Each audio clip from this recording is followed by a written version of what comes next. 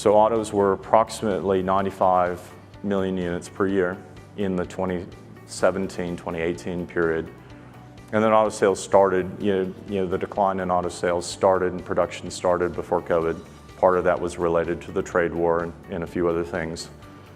But we've seen some early signs of life coming back, and we're working through some of the supply chain issues, with auto production. We're seeing that around the world.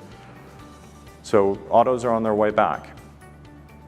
But what's interesting is when we look at electric vehicles, we're sitting at a 13% penetration rate. And what's really interesting is if we wind the clock back a couple of years ago, in that 2017-2018 year period, we were expecting a 10% penetration rate by the year 2025. So we've just hit and exceeded 2025 levels of auto sales last year in electric vehicles. Now that's largely been driven by China. It's been driven by Europe, and 2020 was the year that a number of OEMs finally had the EV of choice out in the market. So Volkswagen, BMW, even Ford, Chevrolet, and others.